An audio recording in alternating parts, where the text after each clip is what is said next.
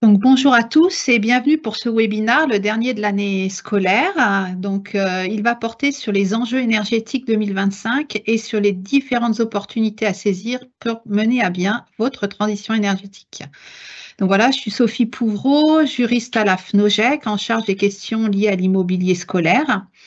Donc, durant ce webinaire, vous pourrez poser des questions dans le cadre des questions-réponses. Donc, c'est la petite bulle avec un point d'interrogation. Donc, n'hésitez pas à poser les questions que vous souhaitez. Nous tâcherons d'y répondre en fin de webinaire en fonction du nombre de questions et voilà, et du temps qu'il nous reste. À savoir également que vous disposez du replay d'ici la fin de semaine. On vous mettra à disposition le replay sur le site de la FNOGEC et ainsi que le support qui sera projeté tout de suite.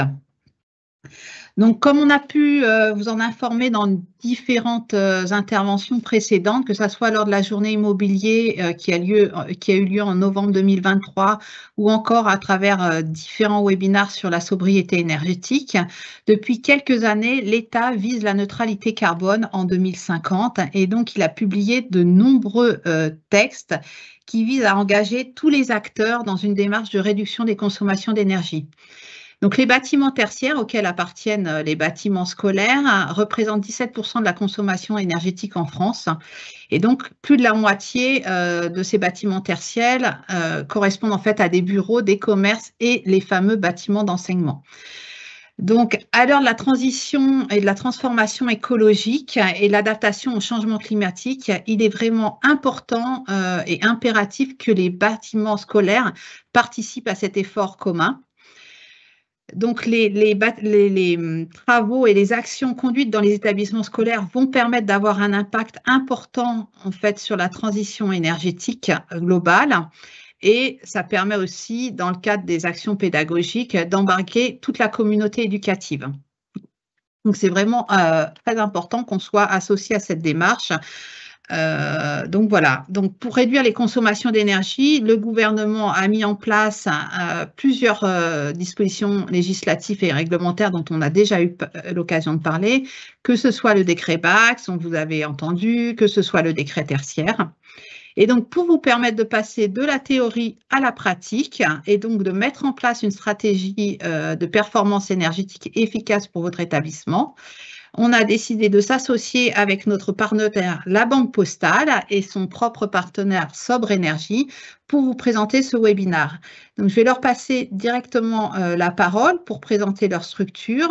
Donc, ce webinaire sera co-animé par Arnaud Versavo, directeur marketing chez Sobre Énergie, et par Paul Madjaran, structureur, offre et ingénierie financière à la Banque Postale. Donc, je passe la parole à Arnaud pour présenter sa structure. Je pense qu'on peut juste passer. Bonjour à tous, donc ravi de pouvoir participer à ce webinaire et donc merci pour l'invitation. Donc effectivement, moi je suis Arnaud Versavo en charge de toute la direction des offres et du marketing de Sobre Énergie. Sobre Énergie, effectivement, c'est le partenaire de la sobriété des détenteurs de bâtiments tertiaires, que ce soit du domaine privé public et spécifiquement aussi des établissements scolaires, puisqu'on a une bonne expérience sur ce domaine. Voilà, donc qui sommes-nous? Sobre Énergie, c'est une société d'environ une quarantaine de personnes qui est filiale de la Banque des Territoires et du groupe La Poste. On a une couverture nationale et aujourd'hui, on se caractérise par quoi? Par un positionnement particulier qui est d'avoir un positionnement hybride. On est à la fois cabinet d'études énergétiques, bureau d'études tout simplement, et en même temps, on est éditeur d'une solution de supervision des bâtiments tertiaires à travers donc une plateforme qui permet de collecter l'ensemble des données énergétiques du bâtiment à l'échelle d'un seul bâtiment ou de plusieurs bâtiments, bien sûr. Et donc, on est en capacité de remonter l'ensemble des données de consommation de l'électricité, du gaz, et ainsi de donner une visibilité à l'ensemble des détenteurs de ces bâtiments sur des actions de performance énergétique à réaliser pour atteindre ces fameux objectifs dans le cas du décret tertiaire notamment. Voilà, donc aujourd'hui, on a 16 000 sites qui sont gérés, supervisés par Sobre Énergie. Et et qui s'intègrent dans notre plateforme et en même temps qui sont suivis par ce qu'on appelle des energy managers, c'est-à-dire des auditeurs, des gens qui sont en capacité d'identifier des travaux et des solutions. Paul? Ouais, bonjour à tous. Donc Paul Madjarian, moi je travaille au sein du Hub Sustainable de la Banque Postale et je suis plus spécifiquement responsable de la gamme de financement durable, donc auprès du secteur public et de l'économie sociale ainsi que du marché entreprise. Voilà. La Banque Postale, je pense que vous la connaissez, hein, on est le premier prêteur des collectivités locales et des hôpitaux depuis 2015. Hein. On appartient au pôle financier public. On a un actionnariat commun avec Sobre, La Poste, le groupe La Poste, l'État français, la Caisse des dépôts. Donc on participe à tout cet écosystème. On a aussi une particularité, c'est qu'on est une entreprise à mission, donc vraiment avec le statut et les engagements qui sont associés, sachant que notre raison d'être, c'est d'accompagner une transition qui soit juste. Voilà. Et juste si tu peux passer, Sophie, slide suivante, ouais, juste rappeler nos engagements, c'est la particularité de la Banque Postale. C'est une notation extra-financière très particulière parce qu'on est la première banque en termes de notation au monde extra-financière. Vous le voyez sur le petit graphique que vous avez à droite. La Banque Postale est systématiquement dans les mieux notés. Donc ça, c'est vraiment un point très différenciant de la Banque Postale. Tout en sachant que ça n'est aussi que le résultat de nos engagements passés, à savoir la sortie des énergies fossiles, sortie complète d'ici 2030, une trajectoire de décarbonation qui a été validée par le SBTI, le fait qu'on soit un des membres fondateurs de la Net Zero Banking Alliance et aussi qu'on a des solutions de financement assez unique dans la mesure où on était les premiers dès 2019 à utiliser le corpus de la taxonomie verte européenne pour aligner nos financements à ce texte qui fait référence dans la mesure où c'est celui qui, d'une part, permet d'éviter tout greenwashing au niveau européen et en plus accompagne l'objectif de neutralité carbone d'ici 2050. Voilà.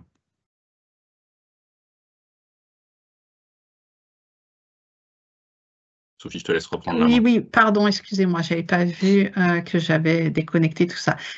Donc, merci beaucoup pour ces présentations. Donc, on va rentrer dans le vif du sujet, voilà, qui nous amène aujourd'hui.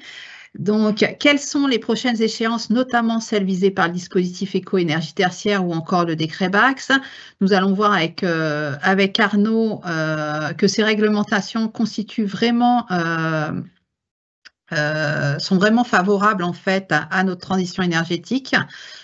On verra aussi comment établir sa stratégie énergétique et piloter. Hop, pardon. Excusez-moi, je pensais qu'il y avait un récapitulatif de présentation, toutes mes excuses. Donc, dans un deuxième temps, on verra comment établir la stratégie énergétique et piloter les installations afin de réduire ses consommations et atteindre les fameux objectifs visés par le gouvernement. Et pour finir, une fois en fait cette stratégie établie, comment les financer? Et là, nous verrons avec Paul des financements responsables, notamment donc présentés par la Banque Postale. La Banque Postale qui est vraiment un partenaire à l'écoute des OGEC. Donc voilà, et on les remercie systématiquement de s'associer à nos travaux. Alors, on n'abordera pas systématiquement l'ensemble des travaux, des financements de travaux de transition énergétique. Pour ça, je vous invite aussi à revoir le replay de la journée immobilier. On évoquera aussi peut-être rapidement avec Arnaud la question des certificats d'économie d'énergie à travers les financements GTB. Mais voilà, question financement, on restera limité au financement responsable et un petit peu aux certificats d'économie d'énergie. Donc, je passe tout de suite la parole à Arnaud. Merci Sophie. Écoutez, donc effectivement, les échéances commencent à se concrétiser, hein, puisque vous l'avez dit Sophie, le décret tertiaire, le décret BACS constitue un peu la feuille de route de chaque détenteur de bâtiments tertiaires, et notamment des établissements scolaires, qui sont bien sûr, pour en tout cas une très grande majorité d'entre eux, assujettis à ces deux réglementations. Donc finalement, on a devant nous une première période cruciale, hein, qui est celle entre maintenant et 2030, puisque la prochaine échéance, en tout cas pour le décret tertiaire, c'est la trajectoire de moins 40% en objectif, en données relatives pour le décret tertiaire, tandis que le décret BACS, là, ça arrive beaucoup plus tôt, puisque nous sommes finalement au 1er janvier 2025 pour tous les bâtiments qui ont une puissance nominale de 290 kW, sur une obligation de mise en place d'un système de GTB de classe A ou de classe B.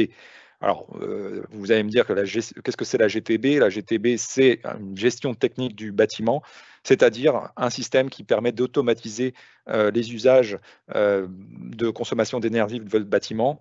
On prend souvent l'exemple du système domotique un peu adapté au bâtiment tertiaire. Bah, c'est ça qu'il faut avoir en tête. Ça permet de piloter et d'automatiser vos usages pour typiquement lorsque vous êtes absent ou en tout cas dans une phase d'inoccupation, bah, d'arriver à couper ou effacer certains usages électriques notamment, ou de gaz ou de chauffage par exemple, qui est le premier poste de consommation comme vous le savez. Donc ça, ces éléments-là, c'est très concret, c'est le 1er janvier 2025 pour le décret BACS, et ensuite bah, pour les bâtiments qui sont un peu plus enfin moins consommateurs, en tout cas qui appellent moins de puissance, je parle en termes de puissance, à 70 kW. Ça, c'était une nouveauté de 2023 avec l'extension à 70 kW. Donc 2024-2030, effectivement, c'est une période cruciale. Et si on rentre un peu plus dans le détail, notamment sur le décret tertiaire, vous avez une phase maintenant où il faut identifier toutes les actions de performance énergétique que vous, en tant que détenteur gestionnaire d'établissements scolaires, bah, vous avez à identifier ces actions de performance énergétique. Et la meilleure solution, c'est effectivement de commencer par un audit. L'audit, c'est ce qui permet d'identifier bah, les raisons d'une déperdition d'énergie de votre bâtiment, d'identifier des solutions correctives et d'identifier surtout un scénario pour atteindre ces fameux moins 40% dans le cadre du décret tertiaire. Donc, le 30 septembre de cette année, vous avez les premières notations qui vont être publiées. Donc, ça, évidemment, présuppose que vous ayez fait le travail de primo-déclaration et des déclarations annuelles des consommations dans le cadre de la plateforme Opérate. Et ensuite, le but, c'est d'atteindre, in fine, tout ça, c'est pas simplement pour se mettre en conformité réglementaire, parce que ça, c'est entre guillemets un peu de bureaucratie, ça n'a pas d'intérêt. Ce qui a de l'intérêt, c'est d'atteindre, bien sûr, les économies d'énergie, notamment à moins 40%, moins 50% et moins 60%. Sophie, je vous laisse juste passer le prochain slide pour qu'on rentre un petit peu plus dans le détail, mais en tout cas, vous avez en tête le 30 septembre. Il y a déjà des actions de l'ADEME qui envoient certains courriers à certains effectivement des détenteurs qui ont commencé ou pas commencé leur primo-déclaration et leur consommation, leur déclaration annuelle de consommation. Donc, peut-être que vous êtes avancé sur ce point-là, mais en tout cas, si ce n'était pas le cas, à ce moment-là, vous avez certainement reçu ces premiers courriers. Ça a été le cas. Alors parfois, il y a des petites choses où certains n'ont pas été jusqu'au bout de leur déclaration, n'ont pas cliqué validé alors qu'ils ont rentré quand même les informations. Donc à ce moment-là, ils reçoivent quand même ce type de courrier. Voilà, mais c'est des petits détails qu'il faut ajuster. Voilà, Sophie. Juste une précision, je vous repasse la parole. Les courriers ont été adressés sur la base des déclarations fiscales que vous avez faites de votre parc immobilier. Donc, il faut savoir que, en fonction des surfaces reprises, notamment pour les établissements qui sont aux alentours de 1000 m², il y a des variations entre les surfaces fiscales et les surfaces planchers demandées sur Opérate. Donc voilà, il faut bien vérifier parce qu'il peut y avoir des écarts, et certains ont reçu des courriers en s'étonnant en disant j'ai 950 m², mais il y en a 1100 déclarés en surface fiscale parce qu'on a pris d'autres typologies de surface. Donc voilà, n'hésitez pas à revenir vers nous si vous avez des difficultés là-dessus. Je te repasse la parole. Ça marche, merci Sophie. Donc effectivement, maintenant, passé cette phase de mise en conformité, il y a toutes les déclarations annuelles à mettre en place, l'envoi des premières notes qui vont, entre guillemets, identifier que vous êtes ou non sur la bonne trajectoire d'atteinte des moins 40%. Et ça, effectivement, maintenant, via Opérate, l'ADEME dispose des informations, est en capacité de publier cette information à travers cette notation.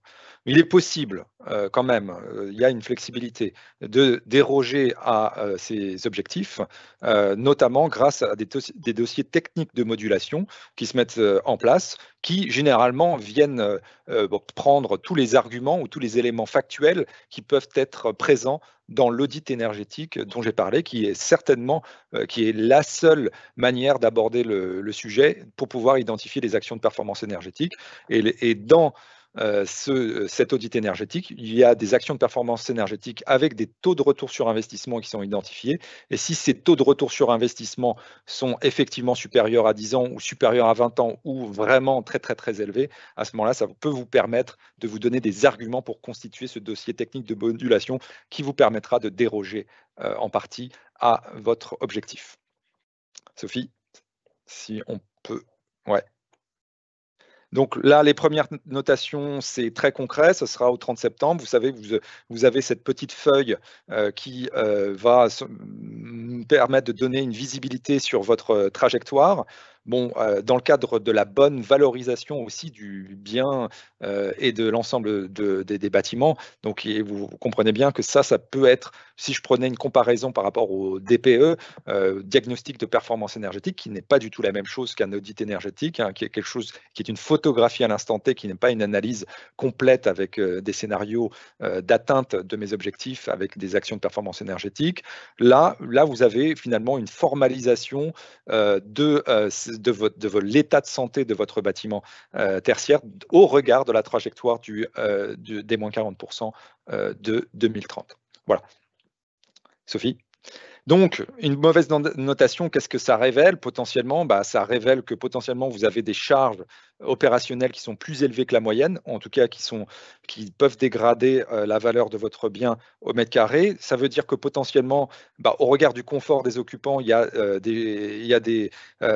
une dégradation du confort parfois des passoires thermiques, parfois des bouilloires thermiques, avec notamment en ce moment, le niveau météo, enfin, la situation météorologique est plutôt favorable. En tout cas, il n'y a pas de canicule, mais en tout cas, sur l'année précédente et en tout cas dans l'avenir, les épisodes de canicule vont se répéter.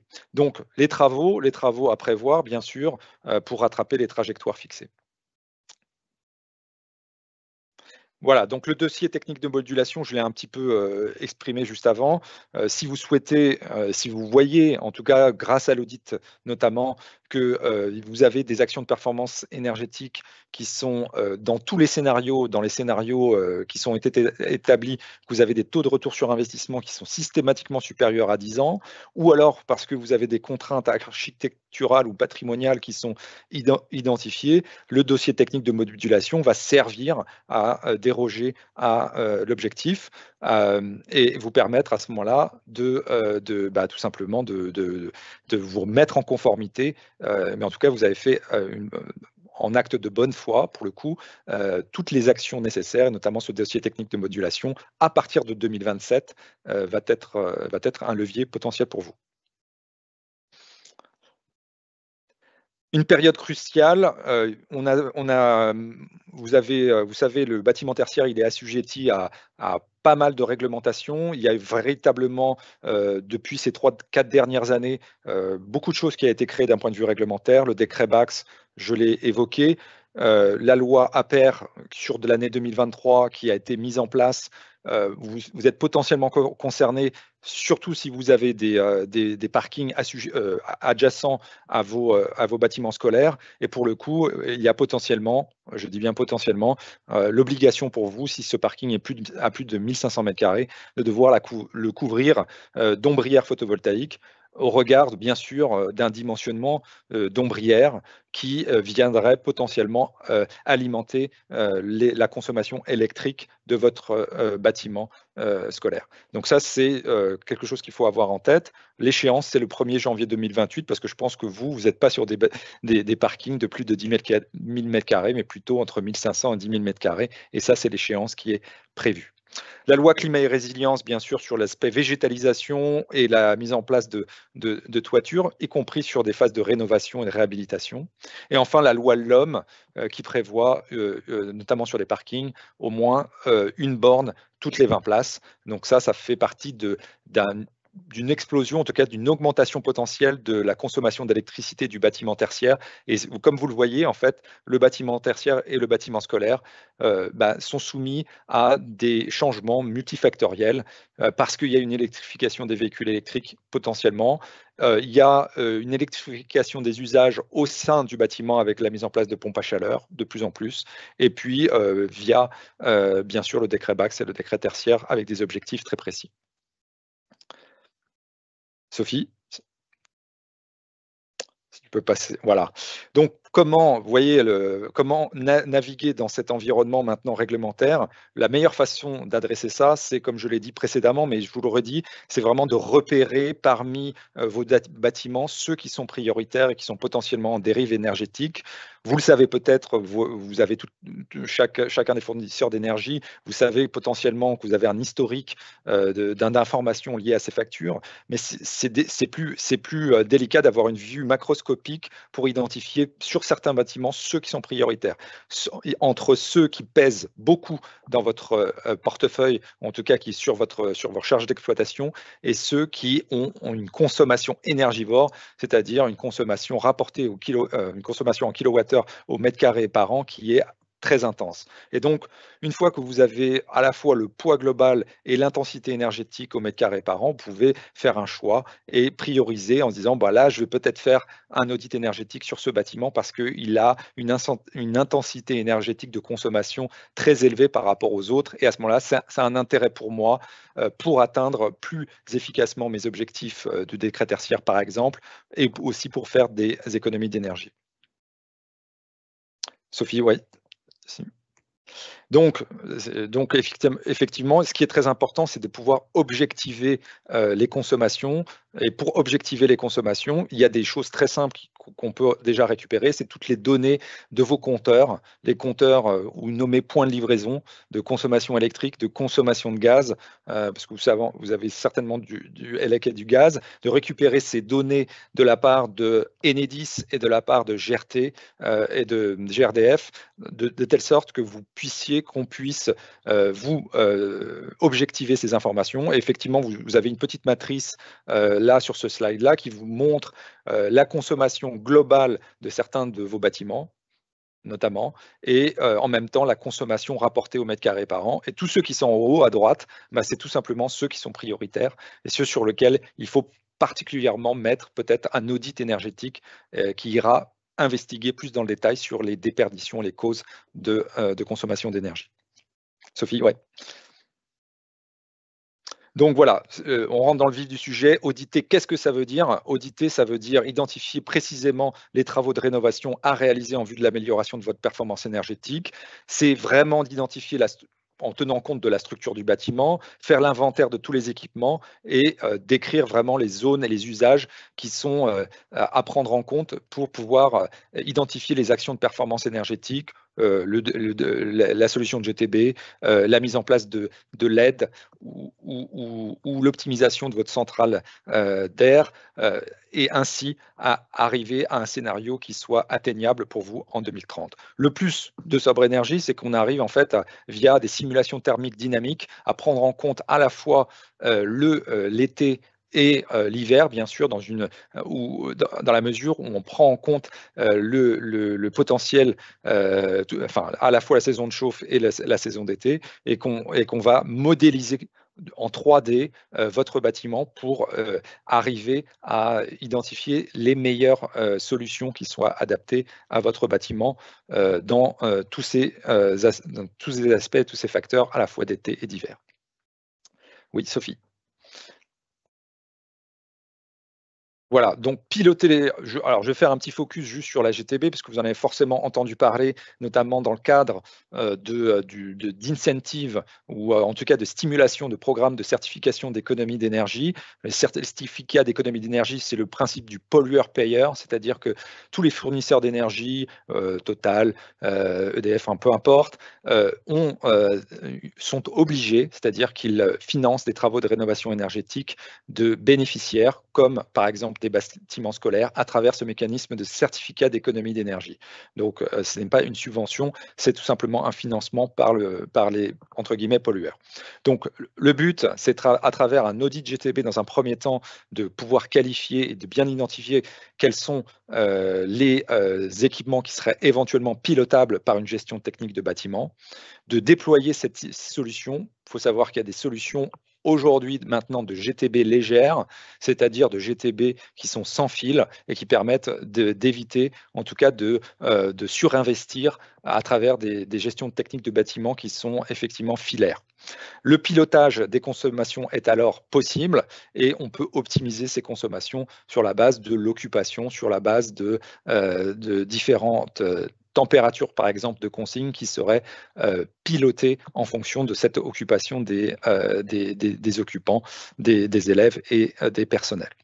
Donc ça, c'est tout l'avantage d'une solution de GTB Lite et qui vous permettra donc à la fois de vous mettre en conformité et en même temps d'optimiser votre investissement pour qu'il ne soit pas trop onéreux. Voilà, donc les actions de performance énergétique, comme l'exemple de la GTB les GTB Lite que je viens de citer, vous permettent à ce moment-là de vous situer dans une trajectoire. Vous voyez que vous avez, par exemple, les indicateurs qu'il faut avoir en tête, c'est les valeurs cibles, c'est ce fameux kilowattheure par mètre carré par an, parce que c'est des indicateurs qui vous permettent de vous comparer. Généralement, il faut qu'ils soient inférieurs, en tout cas à 100 kWh par mètre carré par an, et c'est ça qui vous permet tout simplement d'atteindre vos objectifs pour 2030 et au-delà. Voilà, donc je pense qu'on est arrivé au terme en tout cas de cette partie-là. Maintenant, bien sûr, je suis à votre écoute et je vois qu'il y a déjà quelques questions. Oui, il y a pas mal de questions, donc je propose qu'on les prendra peut-être après l'intervention de Paul. J'ai vu qu'il y en avait quand même pas mal sur la compréhension du dispositif éco-énergie tertiaire et opérate, donc on refera un point rapide en fin de présentation. Donc, je vais passer tout de suite la parole à Paul concernant le financement de la transition énergétique, notamment à travers des prêts, on va dire, verts. Donc voilà. Mais pas que, mais pas que. Et pas que, mais voilà. Ouais, alors en fait, c'est vrai que sur le financement de cette transition, en tant que banque, donc on a développé des solutions vraiment liées à du financement pur.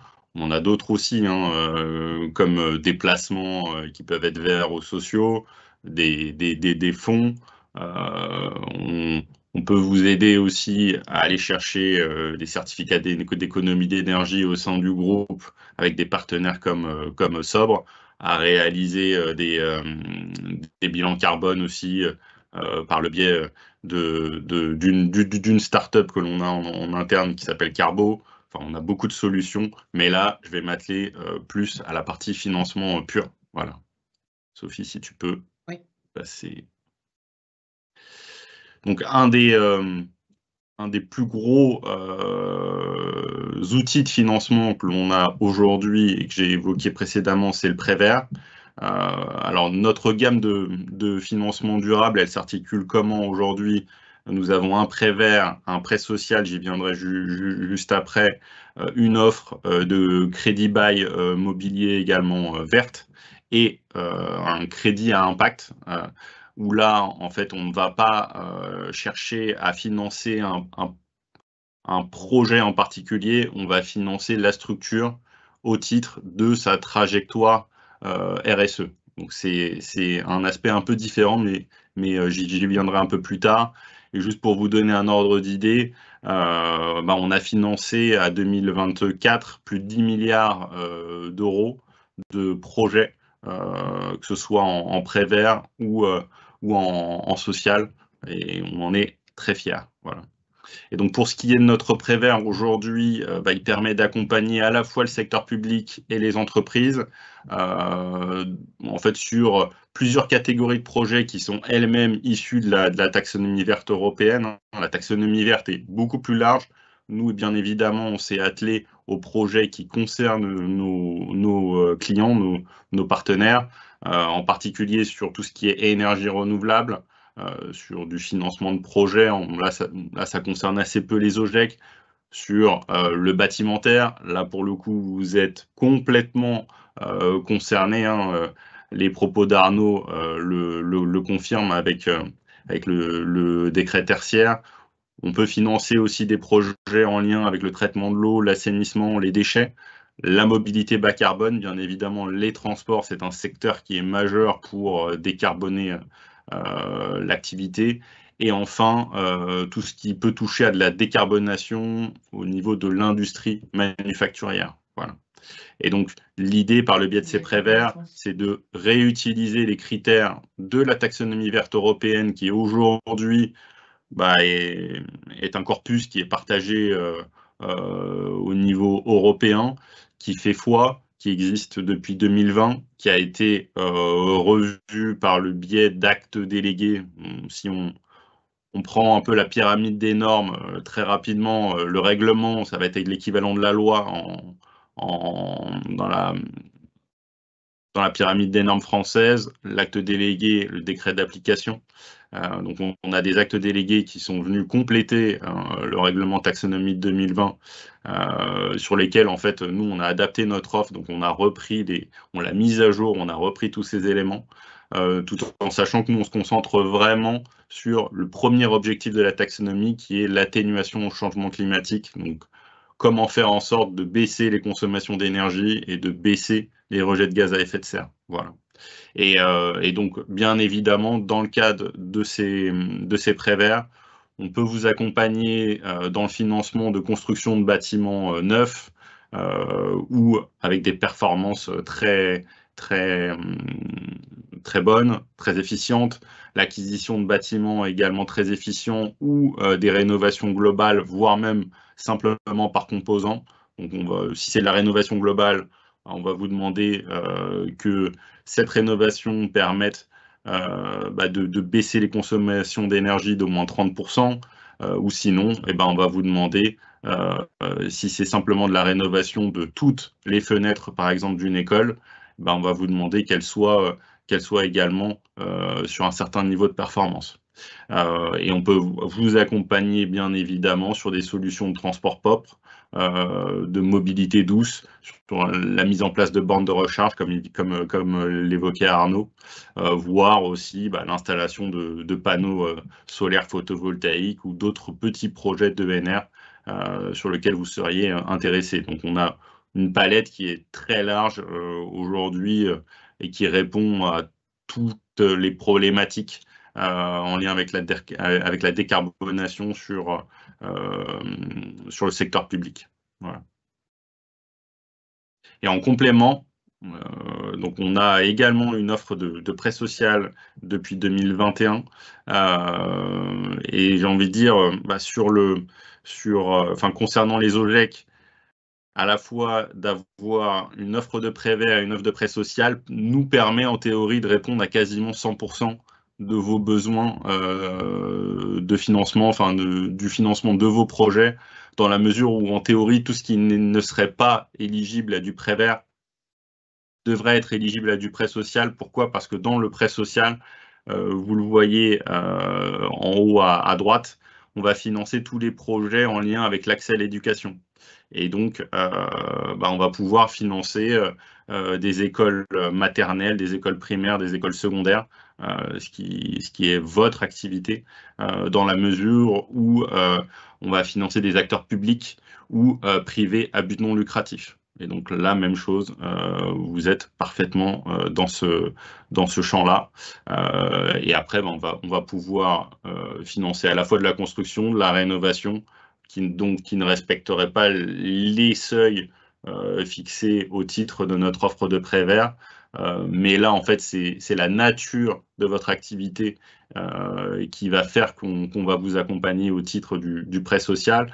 Et pourquoi est-ce qu'on le... Alors, je ne l'ai peut-être pas évoqué, j'aurais dû. Pourquoi est-ce qu'on le libelle comme un prêt social? C'est parce qu'en fait, on a utilisé aussi les travaux de groupes de travail d'experts au niveau européen en vue de la mise en place d'une taxonomie sociale qui n'existe pas encore, donc qui n'a pas été encore publiée, mais en tout cas, il y a des travaux assez pointus qui mettent en exergue ce que ces experts considèrent au niveau européen comme pouvant être considéré comme étant social.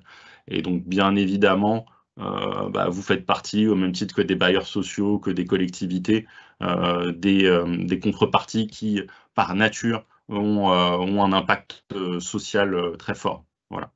Et donc, au titre de ce prêt social, bien évidemment, on pourra vous accompagner aussi sur l'achat d'équipements, la rénovation de vos restaurants scolaires, d'internats, de véhicules de ramassage scolaire.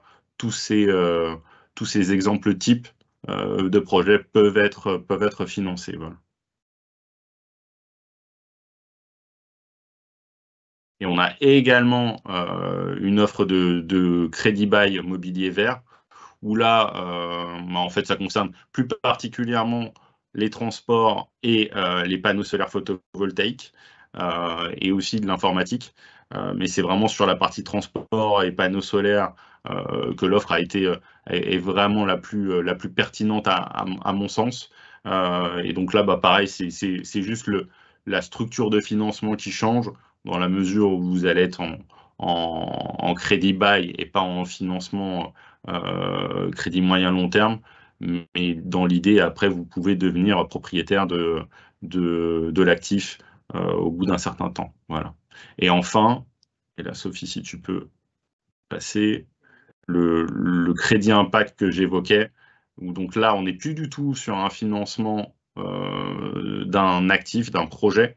Là, en fait, on va venir vous accompagner dans le cadre de votre besoin de financement annuel et simplement, on va mettre en place avec vous une trajectoire, fixer des indicateurs et mettre en place une trajectoire dans le temps qui viendra impacter en fonction de l'atteinte ou pas des objectifs qu'on a fixés ensemble, qui viendra impacter les conditions du financement à la hausse ou à la baisse. Voilà. Et donc là, en fait, c'est nous, côté Hub, qui vous accompagnons sur la structuration de ce financement-là, tout en sachant qu'on peut faire des choses.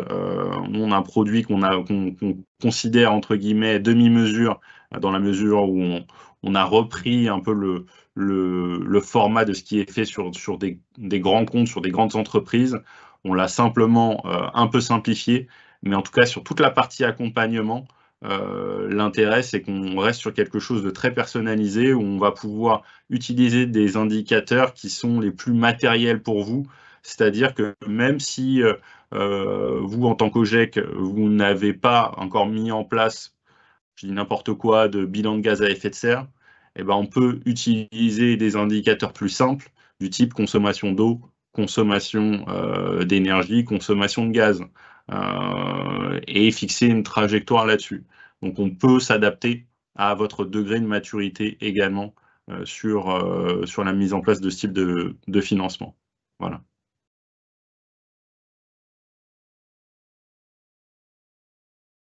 Donc, merci à tous, merci à l'ensemble de ces partenaires pour les explications qui ont été apportées dans le cadre de tout ce qui est dispositif économie d'énergie, trajectoire bas carbone, etc. Alors, on a eu de nombreuses questions. Voilà, dont certaines. Alors, j'invite, et je l'ai fait, mais en fait, comme on a beaucoup de questions, je n'ai pas eu le temps de répondre à tout le monde. J'invite vraiment les personnes qui se posent encore des questions sur le dispositif éco-énergie tertiaire, sur l'assujettissement à Opérat, sur les déclarations Opérat, sur les objectifs, que ce soit en valeur relative, en valeur absolue, laquelle il faut viser, etc., à prendre connaissance de l'ensemble de la documentation ISIDOR qui sont accessibles. Enfin, cette documentation est accessible à l'ensemble des établissements dans votre espace. Alors, cette documentation, elle est plutôt située dans la base documentaire EasyBati et vous avez une rubrique énergie. Donc, là-dedans, vous allez avoir des tutos, etc. Donc, vraiment, je vous invite à consulter cette base documentaire. Voilà. Donc, une question aussi concernant le décret BACS. On parle de différentes puissances. Comment c'est calculé? Comment on calcule la puissance nominale en fait de ces installations pour savoir si on est assujetti ou pas? C'est en fait sur vos équipements de chauffage, de ventilation, de climatisation, vous avez une puissance nominale qui est généralement inscrite sur une étiquette du constructeur. Et ça, c'est la puissance qu'elle peut potentiellement appeler. Et donc, l'ensemble de ces équipements, il y a une somme qui est faite. Il faut que cette somme de puissance appelée de l'ensemble des équipements, elle soit inférieure à 70 kW. Donc, c'est pas super compliqué. Maintenant, il faut bien identifier les équipements qui sont concernés et établir ce calcul, et c'est bon. Donc, vu qu'en 2023, en avril, il y a une extension du décret BACS, puisqu'on était sur du 290 kW, donc vous voyez bien qu'il y avait une somme de puissance d'équipement de chauffage, de ventilation, de climatisation qui était assez élevée. Donc, c'était comparable en fait à des bâtiments. Ça n'a pas de sens de dire ça, mais ça va être des bâtiments qui ont au moins 5000 m² ou plus. Ça n'a pas de sens. Ça dépend, plus vous avez bien compris, de l'intensité de la puissance qui sera appelée. Maintenant, comme il y a eu une extension de ce décret, on est tombé à 70 kW. Donc, ça veut dire que maintenant, il y a des bâtiments plus modestes qui sont assujettis. Mais pour vérifier ce point, il faut simplement faire ce que je vous ai dit, c'est d'aller vérifier sur les étiquettes de tous les équipements de CVC, de faire cette addition et de vérifier si vous êtes en dessous ou au-dessus de 70 kW. Et donc, pour les 70 kW, c'est l'échéance de 2027. Pour les 290 kW, c'est l'échéance de 2025, 1er janvier. CVC, chauffage, ventilation, climatisation. Ça, c'est globalement le premier poste de consommation de votre bâtiment. Voilà. Il y a une question, en parlant toujours d'assujettissement, une question sur l'assujettissement au décret tertiaire, mais notamment on entend parler de baisse du seuil. On est actuellement à 1000 m² de surface tertiaire. Effectivement, on a pu entendre parler des 500 m². Alors moi, personnellement, je n'ai pas d'informations complémentaires sur la date, l'échéance. Je ne sais pas si Arnaud en a plus, mais c'est... Bon, écoutez, je pense pas que, en fait, là, pour l'instant, on reste sur du 1000 m². Maintenant, c'est pour ça que j'ai fait une réponse dans le chat. Effectivement, il faut savoir que c'est 1000 m² d'activité tertiaire sur une unité foncière. Maintenant, il faut savoir que si vous êtes une école qui est en pied d'immeuble, je ne sais pas, ça peut être potentiellement possible, et que dans cet immeuble, il y a des activités tertiaires qui représentent une somme supérieure à 1000 m², votre propre FA, votre entité fonctionnelle assujettie école, même si elle fait 250 m², eh bien, elle s'additionne à celle des autres, des dentistes, je sais pas moi, des médecins qui sont des activités tertiaires. Et donc, si le total est supérieur à 1000 m², en fait, vous devez faire une déclaration. Donc, c'est en fait l'idée du seuil de 1000 m², c'est à l'échelle d'un immeuble, donc vous avez bien compris. Donc, même si je prends un autre exemple, une station-service qui est en pied d'immeuble, il fait moins de 1000 m². Si l'immeuble il a des activités tertiaires de plus de 1000 m² quand on fait la somme, la station-service doit aussi faire sa déclaration. Donc ça, c'est un peu un cas particulier, mais bon, voilà, c'est juste pour dire que certes, il y a le seuil de 1000 m², mais ce n'est pas un seuil complètement étanche.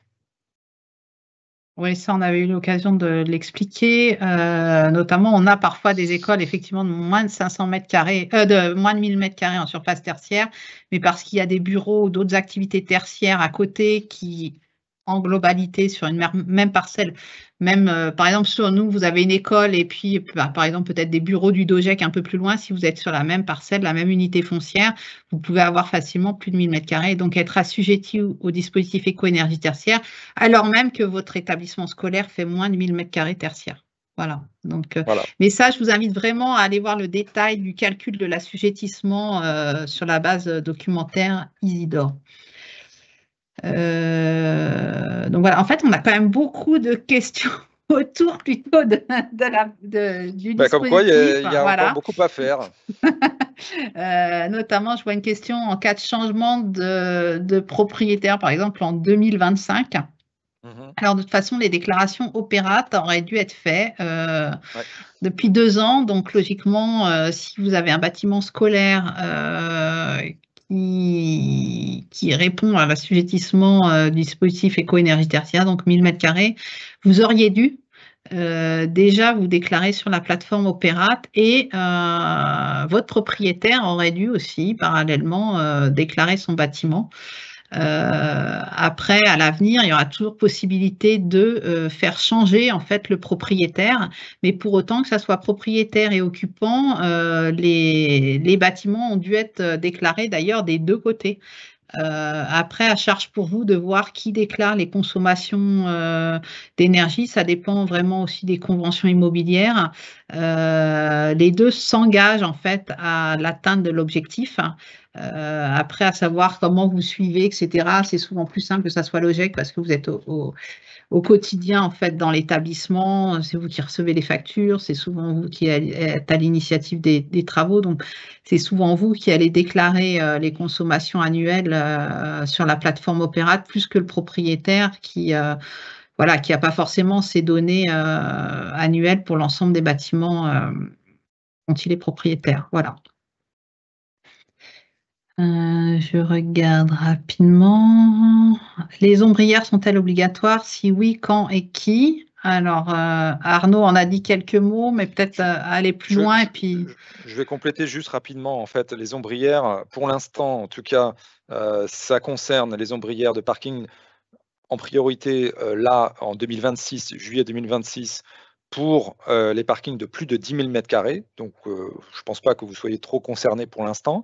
Simplement, à partir de 2028, les parkings de plus de 1500 m² ont obligation de mettre en place des ombrières à hauteur de 50% de la surface du parking.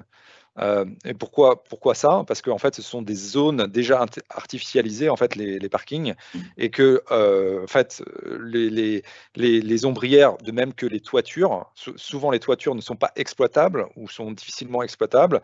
Par contre, des parkings et les ombrières, ça c'est assez facilement exploitable et ça peut couvrir. Allez, je ne vais pas me risquer, environ 20% de vos consommations d'énergie peuvent être couvertes par des ombrières, c'est-à-dire par une centrale photovoltaïque en autoconsommation. Voilà, donc ça peut, et d'ailleurs ça c'est souvent identifié dans le cadre de l'audit énergétique qui vient, et je vous rappelle que pour le coup, l'autoconsommation, c'est-à-dire que la production qui va vous permettre de couvrir la production qui va permettre de couvrir 20% de vos consommations d'électricité, si vous êtes 100% élect notamment, c'est particulièrement intéressant. Bien, ça va vous permettre d'atteindre très facilement ou assez facilement vos objectifs du décret tertiaire. Et donc, ça, c'est un levier. Évidemment, plus vous êtes au sud, plus c'est intéressant. Et plus vous avez généré de potentiel. Juste pour prendre un exemple, hein, moi j'ai travaillé précédemment sur des bâtiments dans le Loir-et-Cher. Les collèges, plusieurs collèges se sont dotés de centrales photovoltaïques en autoconsommation et pour couvrir 20, voire un peu plus, leurs besoins en électricité. Ça fait, évidemment, il ne faut pas qu'il y ait d'ombrage. Bon, il y a un certain nombre de critères. Voilà. On avait une autre question concernant le décret Bax pour savoir si le calcul de la puissance nominale se faisait par bâtiment ou par unité foncière. Alors là, pour le coup, c'est plus par bâtiment, c'est pas vraiment par unité foncière. Donc, pour le coup, le bâtiment, c'est Building Automation Control System, c'est BACS. Donc, c'est le bâtiment. Il y a une autre question. Nous avons un parking de plus de 10 000 m². À quelle aide ai-je droit? En autoconsommation, on me dit que je dois être ouvert 7 jours sur 7. Or, nous sommes un établissement scolaire. Donc, je fais quoi du reste? Ah ben en fait, il y a des, c'est totalement. En fait, lorsque vous faites de l'autoconsommation, vous allez consommer bien sûr sur 7 heures, 8 heures l'occupation sur les 5 jours, et puis le reste, vous allez réinjecter sur le réseau et vous allez percevoir 10 centimes d'euros du kilowattheure que vous allez réinjecter sur le réseau. Mais ça, c'est tout à fait prévu. Et ça fait partie justement au moment de l'étude d'opportunité de la centrale d'autoconsommation photovoltaïque, ça fait partie de la simulation du business plan, entre guillemets, où vous allez prendre en compte à la fois la production que vous allez générer qui va couvrir un certain pourcentage de votre consommation quand vous occupez, et puis vous avez toujours un talon, bien sûr, de consommation, même le week-end, hein, ça existe. Et puis derrière, le surplus va être injecté sur le réseau et vous allez être payé à hauteur de 10 centimes, à peu près entre 10 et 12 centimes sur les derniers tarifs qui sont revus tous les trimestres d'achat. Alors, on a quelques questions aussi sur les financements, notamment ADEME, notamment sur les autres. Oui, donc sur les financements, effectivement, il y a les financements de la Banque Postale, comme expliqué par Paul. Après, il peut y avoir des subventions de l'ADEME. Alors, il peut y avoir des subventions régionales. Ça dépend là pour le coup des autorités locales, régionales, qui peuvent être plus ou moins promotrices des solutions. En 2023, par exemple, sur l'Île-de-France, il y a eu ponctuellement une aide importante pour les ombrières photovoltaïques sur les parkings. Voilà, c'est un exemple, mais pour le coup, il y a autant de régions que autant de potentiels aides et subventions. Et pour le coup, à la Banque Postale, il existe un service qui s'appelle Subzen, qui permet justement de capter, d'identifier les. Vous accompagner. Paul peut peut-être en parler mieux que moi. Oui, on a effectivement une offre de services dédiée pour vous accompagner à la recherche de subventions dans le cadre de différents types de projets. Hein. Ça peut être autre que de la décarbonation, mais la décarbonation en fait partie, effectivement. Et ça sera à tous les niveaux, que ce soit jusqu'au niveau européen, et du niveau européen au niveau local. Ouais.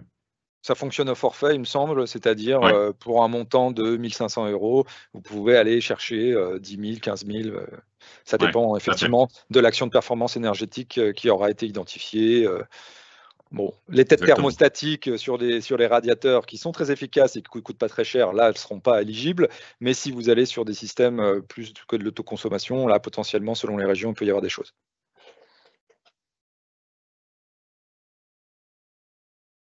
Je rebalaye rapidement les questions. Je pense qu'on a fait à peu près le tour. Je ne sais pas si vous en avez vu de votre côté, qu'on n'aurait pas Alors là, traité ou qui ont été traités en direct et que vous voulez approfondir.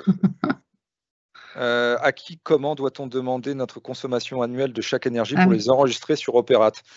En fait, là, Sobre Énergie peut vous accompagner. Maintenant, si vous voulez, bien sûr, vous avez vos factures d'énergie, électricité et gaz qui vous permettent d'aller chercher l'information. Nous, on est en capacité de remonter jusqu'à 10 ans en coopération avec Enedis pour la partie électricité et GRT gaz, de remonter sur un historique. Vous avez bien compris que là, l'idée, c'est de choisir si vous n'avez pas commencé votre première déclaration, c'est de choisir votre année de référence qui sera la base de votre objectif 2030, 2040, etc. Et donc, là, il y aura tout simplement le choix de l'année de consommation la plus importante pour vous permettre après, en valeur relative, d'atteindre plus facilement votre objectif. Bon, cette mécanique, elle est assez simple. Maintenant, évidemment, vous pouvez le faire vous-même de votre côté, ou alors vous pouvez avoir un prestataire pour le faire.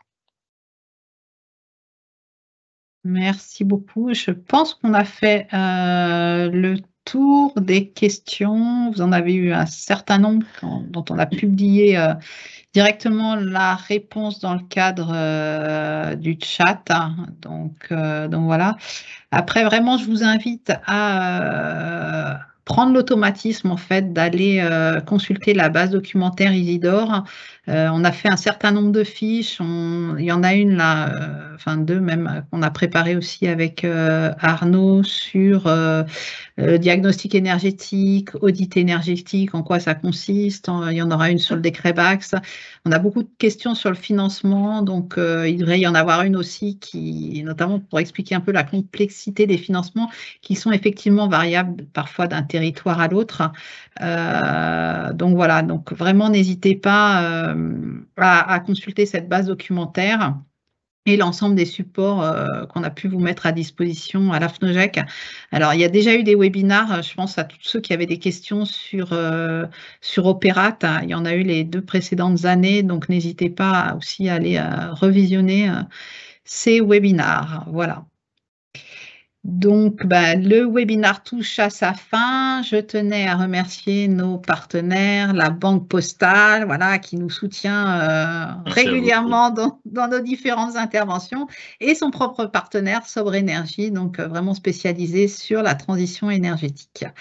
Donc voilà, donc le replay sera disponible dans quelques jours sur le site de l'AFNOGEC. N'hésitez pas à le consulter. Et puis, on vous a redonné les différents contacts des intervenants, que ce soit Arnaud, Paul ou moi-même à l'AFNOGEC. Voilà.